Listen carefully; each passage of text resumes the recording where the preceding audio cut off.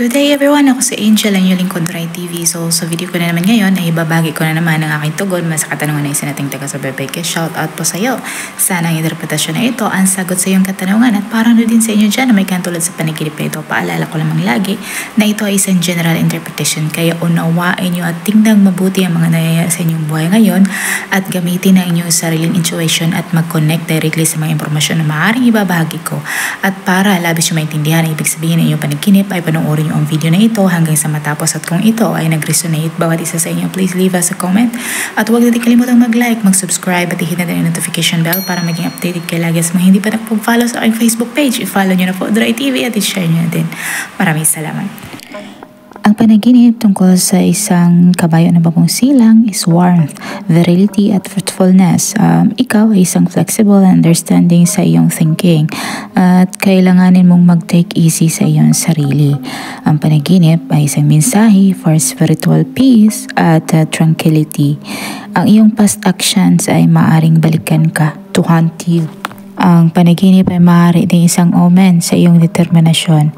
Pakawalan mo na ang mga mapait na nararamdaman. Ang iyong negative emotion ay maaaring kinuha ng best of you. Maaaring in touch ka pa din sa iyong emotions. At ang panaginip na ito ay may dalang mensahe para sa love, protection, and domestic bliss. Maaaring seryoso ka about learning more mula sa iyong pangarap. Ang bagong silang sa iyong panaginip is the multiple aspect ng mga problema and the various angles sa pagtingin sa mga problema. Maaaring sinusubukan mong i-discover ang iyong sariling lugar sa mundo at nawalan ka na ng kumpiyansa sa sarili at sa iyong kakayahan na mag-move ahead sa iyong buhay. Ang panaginip na ito minsan ay ang limitation or restraints. Kailangan mong pakawalan ang sarili mula sa iyong possessions. Ang kabayo sa panaginip ay nagtuturo sa iyong past experiences. Maaring tinatamad ka na or maaring nakakadama ka ng pagkainggit. Kaya kailangan mong harapin ang iyong takot. Ang panaginip ay mensahe para sa iyong self-identity or ang iyong financial security.